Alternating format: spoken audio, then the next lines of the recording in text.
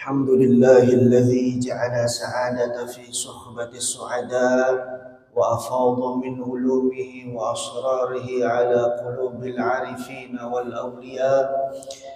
أشهد أن لا إله إلا الله وأشهد أن محمد رسول الله في كل لمحة ونفس عدد ما وسعه علم الله.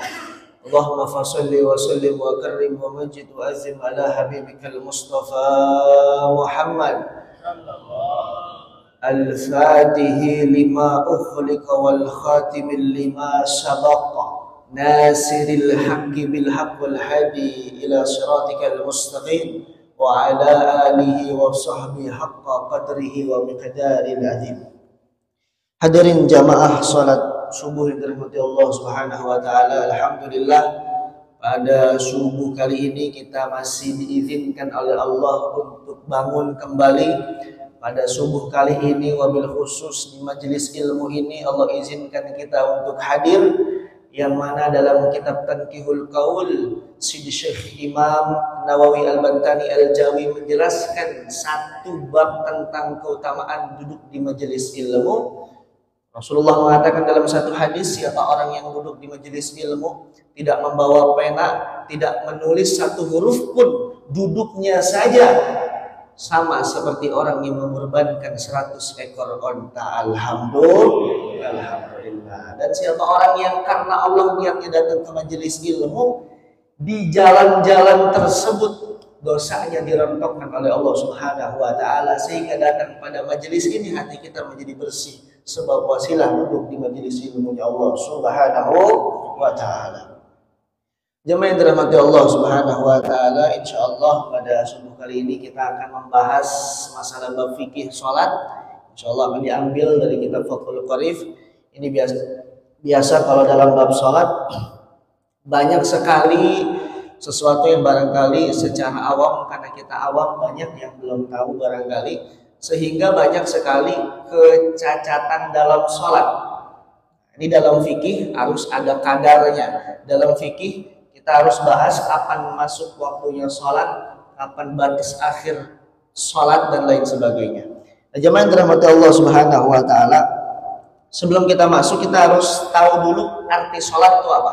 Nah, di sini dijelaskan sholat itu secara bahasa wahiyya lughatud du'a. Sholat secara bahasa artinya doa. Artinya doa. Setiap kalimat dalam sholat itu pujian dan doa. Dan setiap kalimat dalam gerakan sholat itu isinya doa dan pujian. Nah, sholat yang difardukan dalam Islam itu ada 5. As-sholat mafrudatu wa fi ba'di nusaj as-shalawatil fardu khamsun. Salat yang difardukan ada 5. Nah, jamaah yang dirahmati Allah Subhanahu wa taala, dalam waktu masuknya bab salat, kalau dulu kita ngejamanin, mungkin kita nggak ngejamanin, belum ada jam. Dulu ulama zaman dulu, orang zaman dulu Pak, ini dulu nakar masuk waktu salat itu pakai bayangan matahari. Maka kalau kita tanya kenapa, kapan masuk waktu zuhur, nah maka dulu itu ada ulama ahli Betawi namanya Guru Mansur, orang Jembatan 5 Jakarta, punya kitab namanya Nihayatun Niren, kitab ilmu falak. Ilmu falak itu ilmu yang menentukan masuknya waktu sholat, ilmu yang menentukan kadar kapan masuk Ramadan, berakhir Ramadan, hilal keluarnya kapan. Ini kitab dipakai sama Abu Yauci Turtusi kalau menentukan waktu kapan masuk Ramadan, beresnya Ramadan kapan. Ini keluarga Cilongok makanya kitab ini. Dalam kitab ini dijelaskan kapan masuk waktunya sholat zuhur. Kenapa dinamakan zuhur? Kita juga perlu tahu kenapa dinamakan zuhur. Di sini dijelaskan al-zuhru aw sholatuhu qala an-Nawawi sumiyat bidzalika li'annaha dhahirun wasatun nahar. Kenapa dinamakan sholat zuhur? Sebab sholat ini nampak jelas di tengah-tengah hari. Sholat ini dilaksanakan di tengah hari. Nah, dalam sholat itu ada waktunya Pak. Jadi dalam sholat itu ada istilah, ada sholat awal waktu, ada tepat waktu. Nah, ini berbeda. Nah, kapan masuk waktunya sholat zuhur? Syamsi an wasatis sama, ketika matahari benar-benar di tengah. Ini masuk waktunya sholat zuhur. Dan batas akhirnya sholat zuhur, wa akhiruhu aw waqti zuhri idza saratil kulla syai'in misluha ba'da. Ketika bayang-bayang setiap benda ukurannya sama sama benda tersebut. Contohnya begini, Pak.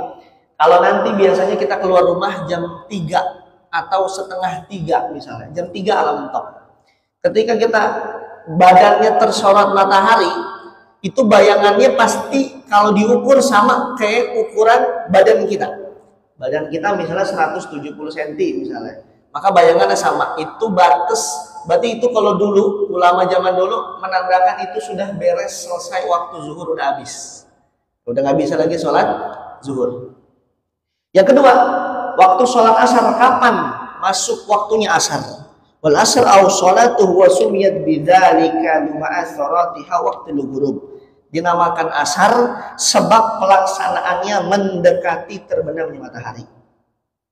Jadi dalam 5 waktu para jamaah, yang paling panjang waktu sholatnya itu asar sama subuh. Asar sama subuh ini ada 5 waktu. Asar sama subuh ada 5 waktu. Nah, sholat asar punya 5 waktu. Waktu yang pertama yang paling afdol namanya waktu fadilah. Azan, qomat, sholat itu waktu paling afdol sholat asar. Itu namanya waktu fadilah. Yang kedua, waktu ikhtiar. Ketika kalau kita keluar dari rumah kena sorotan matahari, bayang-bayang kita 2 kali lipat lebih panjang, itu waktu ikhtiar namanya. Ketiga, waktu zawas. Keempat, waktu zawas tanpa hukum makruh. Kelima, waktu haram. Waktu haram itu waktu yang kalau kita mau sholat yakni asar udah mepet ke maghrib, itu waktu haram buat sholat. Dosanya gede karena dientar-entar. Nah, adapun sholat maghrib, kenapa dinamakan maghrib? Wal maghrib aw sholatuha wa sumiyat bidzalika li fi'liha al-waqtil ghurub. Karena dikerjakan saat waktu terbenamnya matahari. Karena dikerjakan waktu matahari udah terbenam. Di antara 5 waktu sholat yang paling pendek justru maghrib. Nah, maghrib itu dari matahari terbenam sampai kira-kira kalau kita keluar ba'da maghrib, mega merahnya masih ada. Mega merah tuh langit masih warna merah, itu masih masuk sholat maghrib. Kalau mega merahnya hilang berarti udah masuk waktu isya. Nah, ini orang zaman dulu jelingnya begitu, Pak. Ini ulama zaman dulu. Nah, yang selanjutnya sholat isya. Kenapa dinamakan isya? Wal isya bisyakril aini mamdudan ismul li amwaliz zulami wa sumiyat as-salatu bidzalika li iflihi. Dinamakan isya karena dikerjakan pada awal petang. Awal petang itu mulainya malam. Awal petang tuh. Nah, dalam isya ini juga sama. Nah, jadi kalau kita sering dengar para jamaah, ada orang ngomong isya itu lebih baik diakhirkan. Nah, itu benar apa enggak? Tidak benar. Isya itu walaupun diakhirkan waktunya panjang, tetap lebih afdol diawalkan. Waktu isya para jamaah, itu batas sholat waktu isya jam 4 subuh itu masih boleh. Sebelum jam 4, itu jam 1 malam, 2, 3, sampai jam 4, itu masih boleh isya. Sekiranya ketinggalan banget sholat isya, itu masih boleh. Tapi kalau udah masuk jam 4, nah ini jam 4 lewat, itu udah masuk kategori subuh. Tapi isya ini waktu paling panjang. Sehingga kalau ada orang yang ngerti fikih sedikit, dia sholatnya dientar-entar biasanya. Kalau isyanya, antar aja lah isyanya masih panjang ini isya, ada bahasa begitu biasanya. Nah, maka dia dientar-entar, ntar isyanya jam 1, atau jam 12, atau jam 11. Karena memang waktunya ada panjang. Ada isya. Nah, adapun sholat subuh, kenapa dinamakan subuh? Was subuhu aw sholatuha wa huwa lughatu aw an-nahar wa sumiyat as-salatu bidzalika li fi'li fi. Dikatakan kenapa disebut subuh? Karena dikerjakan di awal siang, di permulaan siang, di awal pagi, memasuk pagi itu subuh. Nah, subuh juga sama seperti asar. Waktunya ada 5 untuk mengerjakan sholat.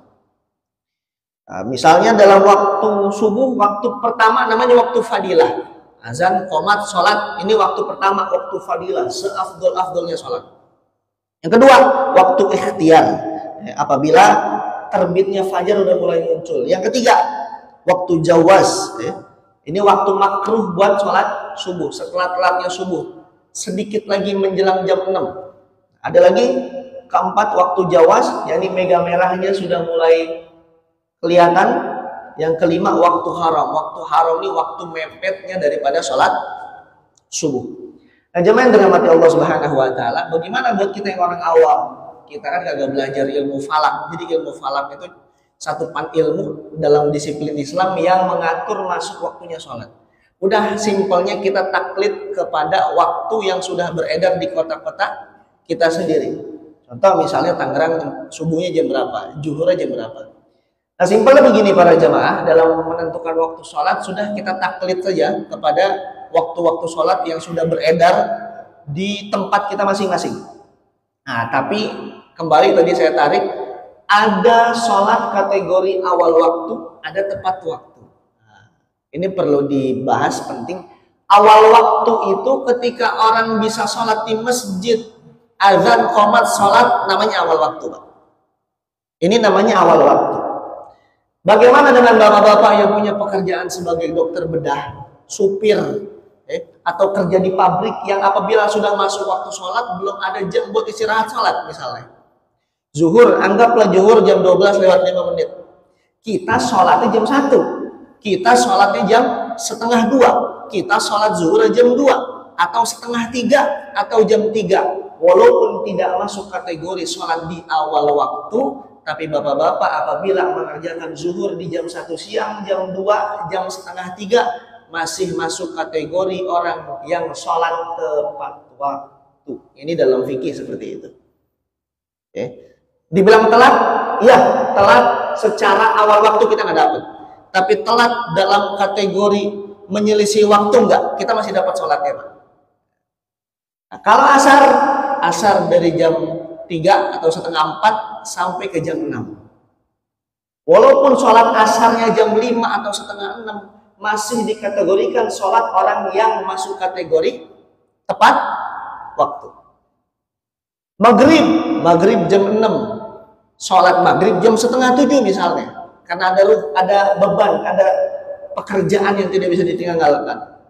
Maka sholat tersebut walaupun tidak di awal waktu, tidak bisa di masjid, tidak bisa jamaah, maka sholatnya masih dikategorikan orang yang sholat tepat waktu.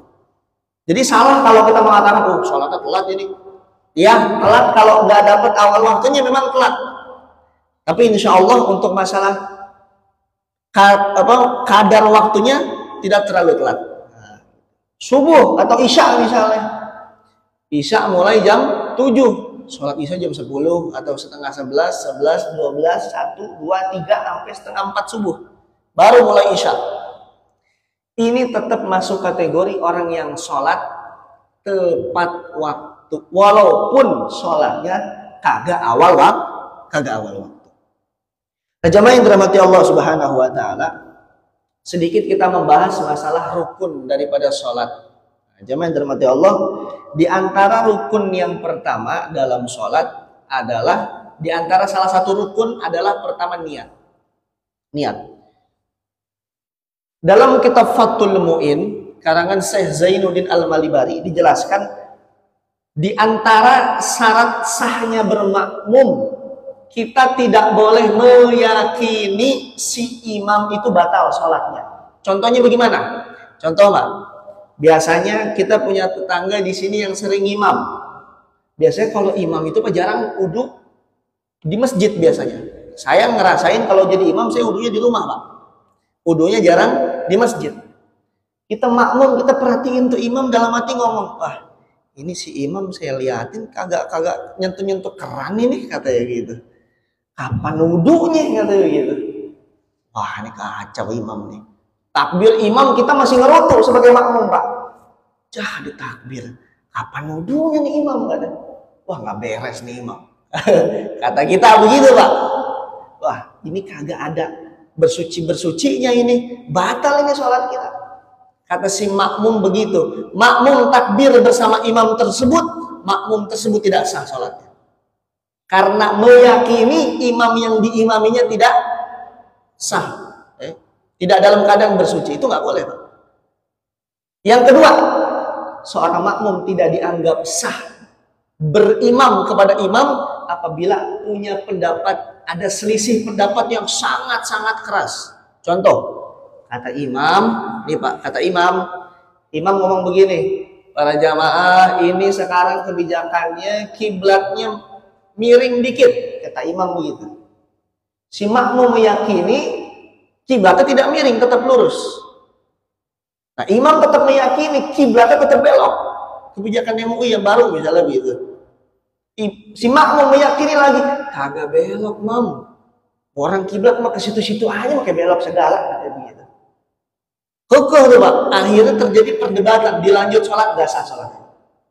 Karena ada selisih pendapat. Yang selanjutnya, seorang makmum tidak sah berimam kepada imam yang umi. Umi itu mohon maaf, bahasa Arab tuh umi bahasa lembut. Bahasa Betawinya belon. Bahasa Betawinya bodoh. Kagak bisa, tajwidnya kurang bagus. Makanya makruh imam itu bindeng atau cadel, makruh, kagak boleh. Yang kedua, dia tajwidnya cacat, bahasanya begitu. Contoh, si imam, kita diimamin isya sama imam tersebut 40 hari Pak.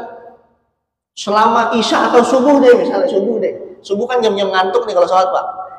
Subuh kita biasanya merem, udah merem tidur lagi sholat. Kita kagak merhatiin bacaan imam. Ternyata selama 40 malam diimamin sama imam yang bacaannya belepotan. Ternyata pas ke subuh 40 kita dengar tuh imam baca alhamdu, kan yang bener mah alhamdu jadi ngalhamdu. Misalnya alhamdulillahi rabbil alamin. Ini karena imamnya medok banget, jadi ngalhamdu. Dia kagak lulus pesantrennya Pak, kabur-kaburan mulu. Alhamdu jadi ngalhamdu, rabbil alamin jadi ngalamin. Nah, baru tuh kita sadar, waduh ini imam kok belepotan begini bacaannya. Kita sudah diimamin sama ini imam 40 subuh. Maka secara fikih kita wajib qodho 40 subuh gara-gara imam yang bodoh tersebut. Saking ketatnya syarat menjadi imam. Nah, maka imam juga perlu tahu fikih sholat Pak. Dalam fikih sepakat ijma para ulama, imam itu syarat menjadi imam lebih afdol yang paham fikih sholat ketimbang hafiz Quran 30 juz mutkin. Hafiz Quran 30 juz itu tidak menjadi prioritas. Yang jadi prioritas imam sholat yang ngerti fikih sholat. Imam sholat yang ngerti fikih sholat. Contoh, imam kalau ngerti sholat Pak, dia tanya dulu Pak kalau subuh ke masjid orang. Assalamualaikum Tat, ini subuhnya kunut apa enggak? Tuh imam ngerti ilmu atau begitu. Kalau kagak kunut dia nggak kunut Pak. Kalau kunut, dia ngikut kultur masyarakat. Kalau imam bijak begitu. Kalau imam bijak begitu. Nah, jamaah yang dirahmati Allah Subhanahu wa taala, nah kita juga harus paham betul bagaimana gerakan-gerakan sholat dalam madhab Syafi'i. Kita di Indonesia makanya madhab Syafi'i. Di madhab Syafi'i, Fatihah itu bagian dari rukun sholat. Ini jangan terbalik Pak. Kita terlalu demen baca doa iftitah Allahu Akbar kabira, Fatihahnya lupa, imam ruku, nggak sah sholat kita Pak. Gimana kalau waktunya sama, takbirnya bareng sama imam? Dalam mazhab Syafi'i, kalau kita bertakbir bareng sama imam, maka kita dibolehkan membaca doa iftitah plus Fatihahnya diberesin. Begitu. Allahu Akbar kabira itu doa iftitah kan sunnah Pak. Mau dibaca boleh, enggak dibaca boleh, dibaca setengah boleh. Doa iftitah itu yang sumber dari Nabi ada 5. Kalau orang itu Allahu Akbar kabira. Orang Muhammadiyah Allahumma ba'its baini. Ada lagi orang-orang kelompok-kelompok yang lain beda lagi doa iftitahnya. Nah, iftitah ini banyak versinya, tapi sunnah. Kalau kita cukup waktunya baca Pak iftitah Pak. Tapi kalau kagak cukup jangan dipaksain. Prioritaskan tetap Fatihahnya. Ya, prioritaskan tetap Fatihahnya. Nah, jamaah yang dirahmati Allah Subhanahu wa taala, saya izin berdiri ingin mencontohkan bagaimana gerakan sholat takbiratul ihram menurut mazhab Imam Syafi'i. Takbir yang biasa di masyarakat itu Jamaah yang dirahmati Allah, dalam mazhab Imam Syafi'i, takbir itu ada dua. Takbir yang benar, yang ada dalil hadis dari Nabi ada dua. Yang pertama, dia takbirnya di dada. Jadi kalau takbirnya begini, ini masih benar, Pak. Terlalu lebar nggak boleh, makruh. Tangannya normal, tidak boleh terlalu lebar, tidak boleh terlalu rapat. Normal begini, Allahu Akbar, bukan begini. Ini nggak boleh, Pak. Ini nggak boleh nih. Kira mau ditembak polisi. Allahu Akbar, ini mazhab Syafi'i, ini dipakai sama Nabi. Di Indonesia mayoritas begini. Yang kedua, dalam satu hadis, baina manqibaihi, tangannya di samping telinga. Allahu Akbar. Jadi ada dua, satu, dua. Ini mazhab Syafi'i, Pak. Yang kita pakai nih. Bapak-bapak mau pakai boleh. Ini Syafi'i. Nah, tempat kembalinya bagaimana? Tempat kembalinya dalam Imam Syafi'i, dalam mazhab Syafi'i yang kita pakai, tangannya dua jari di atas, jempol kelingking bertemu di belakang. Ini. Di bawah dada, di atas pusar. Nah, ini sholat yang benar menurut fikihnya Imam Syafi'i yang kita pakai di Indonesia. Jadi Allahu Akbar gitu, atau Allahu Akbar gitu. Nah ini begini, dua jari di depan. Ada versi yang ketiga di bawah jantung, Pak. Allahu Akbar. Pernah lihat orang sholat begini, Pak? Nah, ini ada dalilnya insya Allah. Jadi Imam Syafi'i yang pakai begini. Jadi di riwayatnya dulu kalau zaman perang, sahabat sama sholat begini, standby pedang. Musuh datang tebas, musuh datang langsung perang, face to face. Ini tiga versi menurut mazhab Imam Syafi'i. Yang kedua, Imam Malik atau Imam Hanafi, orang Saudi. Coba kalau bapak-bapak pernah umrah, lihat Imam Sudes kalau ngimam Allah, karena mereka kadang di dada juga, sama kayak Syafi'i. Allahu Akbar di bawah pusat, tangannya di bawah pusat. Kayak orang main bola tendangan bebas begini dia, Pak. Ya, Pak. Jagain dia, Pak. Jagain perutnya. Nah, ini orang Imam Hanafi, Maliki begini, Pak. Hambali Allahu Akbar, tangannya begini, Pak, di samping. Kagak balik lagi ke sini.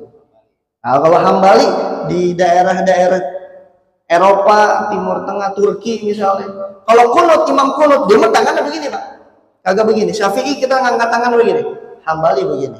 Cuman amin doang dia, Pak. Allahumma adina fi man hadait, Pak Mung jawab amin. Wa afina fi man afait, amin. Amin doang. Tangannya di samping.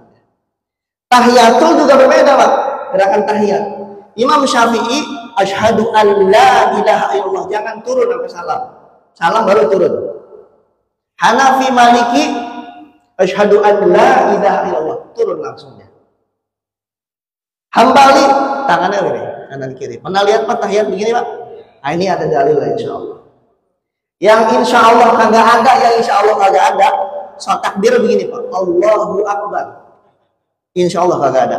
Pernah kejadian pernah, Pak, begitu, Pak. Ketemu model yang begini ada. Saya cari-cari di kitab hadis, kagak ketemu di orang perguruan silat mana kata saya. Takutnya bagi mencari bawa sholat, Pak. Begitu.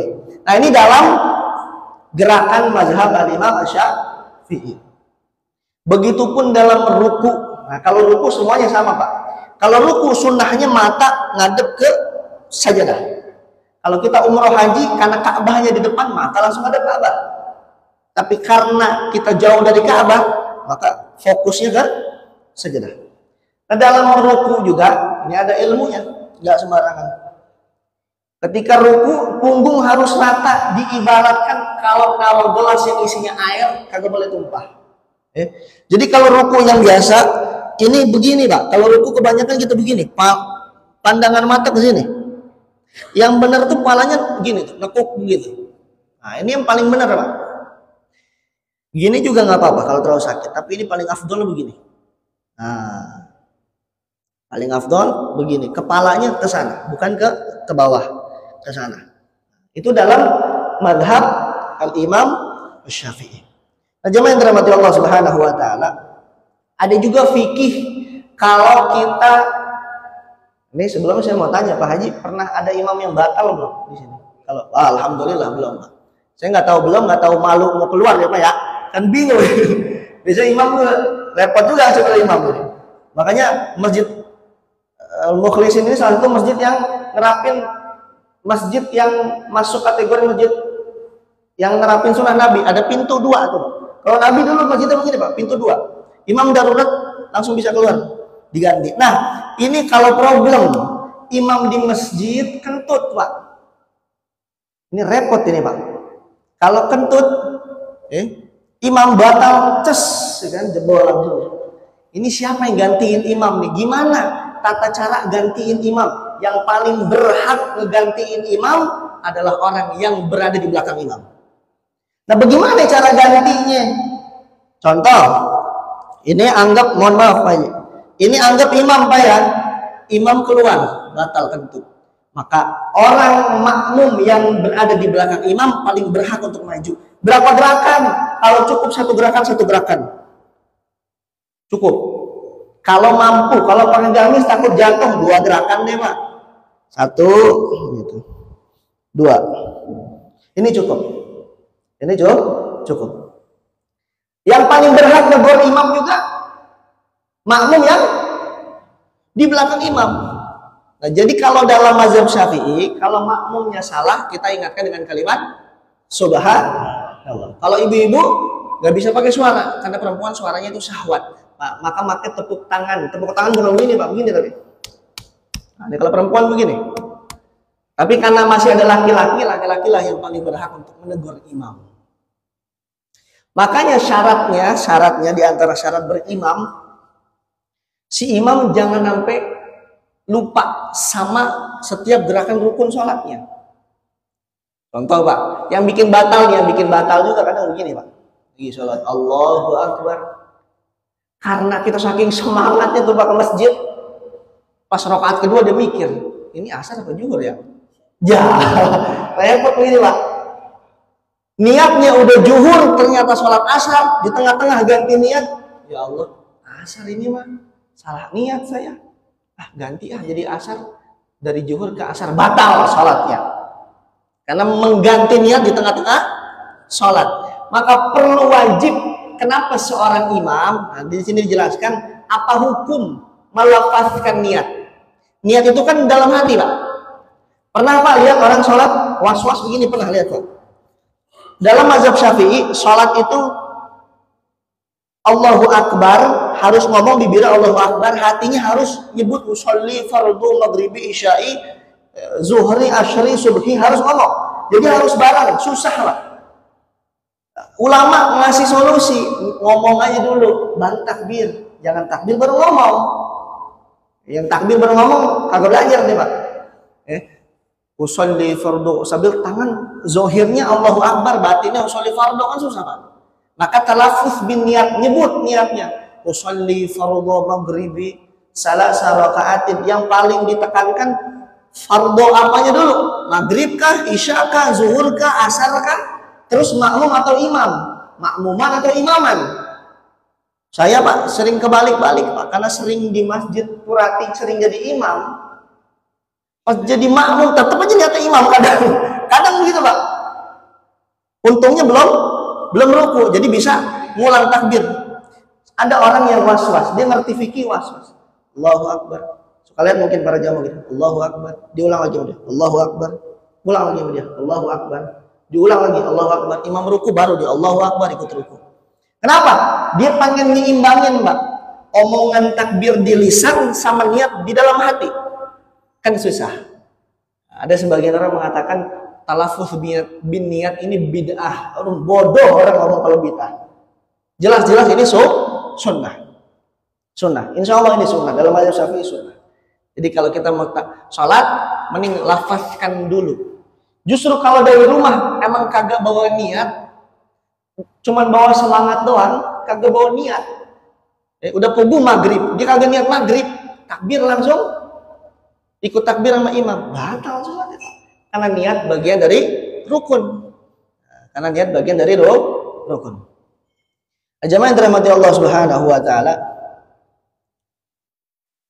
Nah, yang selanjutnya di antara syarat kita sah berimam atau sah jadi makmum, si imam tersebut tidak boleh bekas mantan makmum. Gimana maksudnya nih? Contohnya begini Pak. Biasanya Kalau kita sholat masbuk, ada satu imam satu, kita sama temen di sebelah satu. Kita satu, temen sebelah satu, makmumnya dua. Imam beres, ternyata kita berdua ini sebagai makmum masih ada utang 2 rakaat lagi. Kita mundur biar nyuruh si teman yang kiri jadi imam. Lalu kita berimam kepada si mantan makmum, tidak sah sholatnya. Kenapa? Karena syarat berimam, syarat menjadi imam harus mandiri. Jadi dari awal memang harus jadi imam betul, jangan menjadi mantan makmum. Begitu. Beda cerita, satu soft keempat telat semua Pak, kita baru masuk. Kita boleh nepok pundak mana aja yang mau kita pilih jadi imam. Kita boleh tuh nepok mana. Karena kita statusnya belum jadi makmum. Tinggal nepok. Wah, ini yang cepetan dikit tepok gitu. Nah, ini jadi problem yang perlu kita ketahui Pak. Sebenarnya keseharian. Yang selanjutnya, seorang makmum tidak boleh berimam kepada imam yang wajib mengqadha sholatnya. Bagaimana tuh maksudnya? Contoh, bapak-bapak pernah haji umroh, otomatis itu kloternya satu pesawat Pak. Dalam bab sholat, fikih sholat di kendaraan, kalau di kereta, di pesawat, di bus, di mobil nggak ada air, nggak ada debu, tapi masuk waktu sholat, maka kita boleh sholat.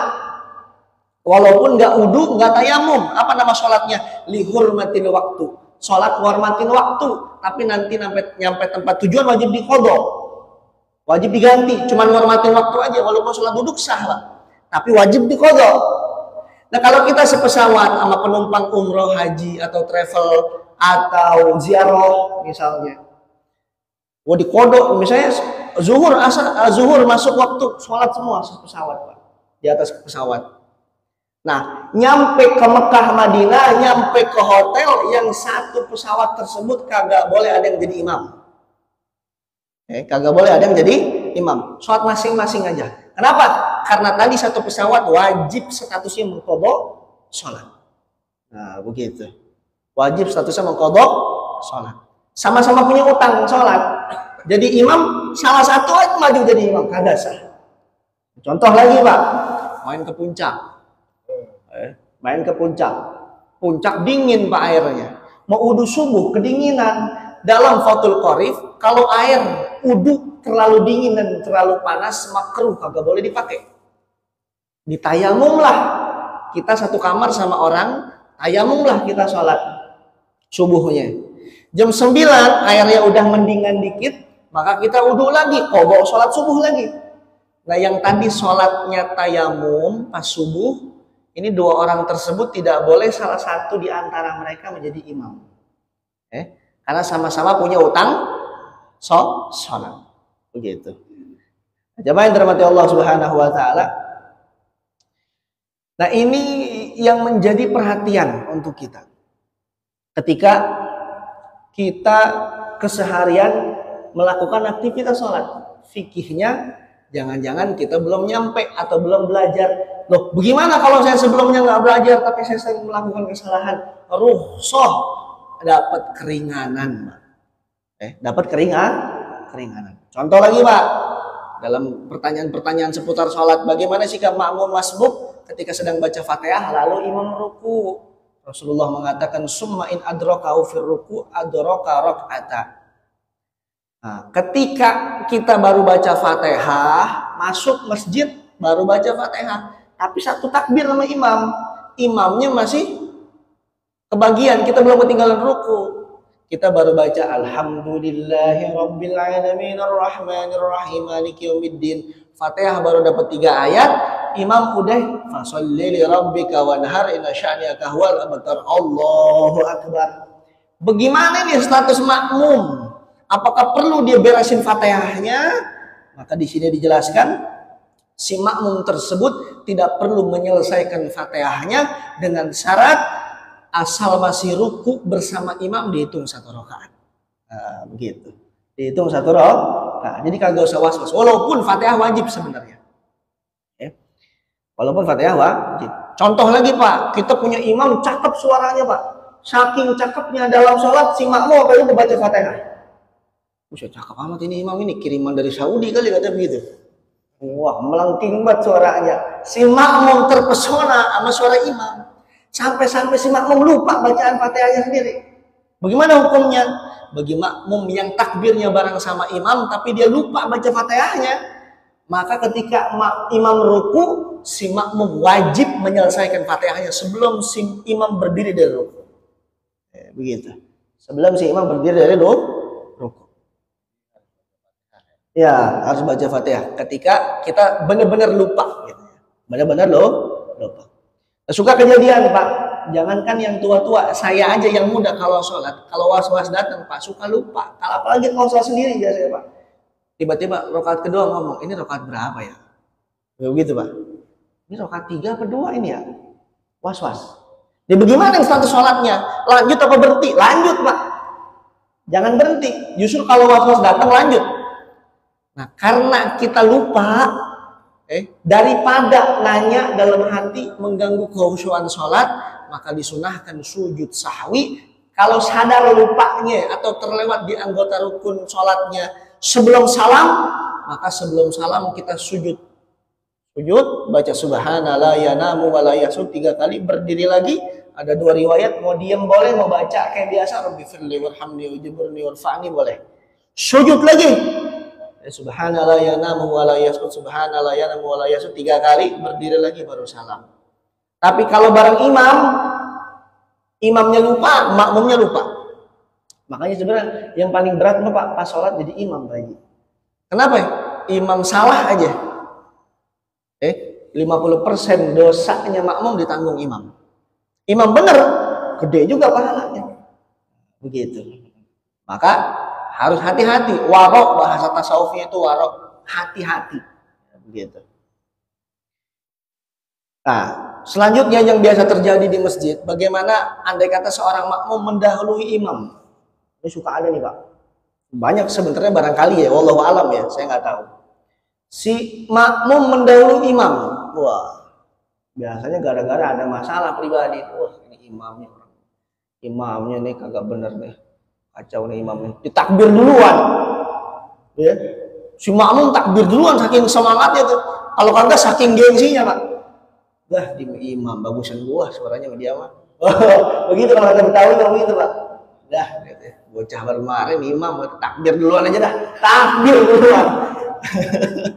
Dia takbir duluan Pak. Bagaimana status sholatnya? Tidak dihitung sholat makmum yang takbir mendahului imam. Apa alasannya? Orang sholatnya belum mulai udah takbir duluan.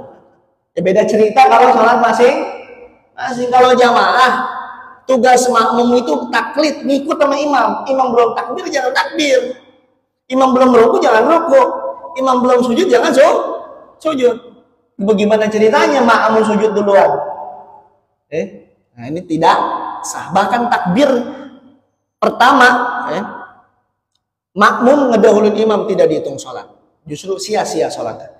Yang kedua, dalam posisi selain posisi takbiratul ihram. Contoh Pak, biasanya kita suka ketipu sama sujudnya imam. Imam itu kan saking khusyuknya pengen ngejaga adab batinnya seorang imam sholat itu.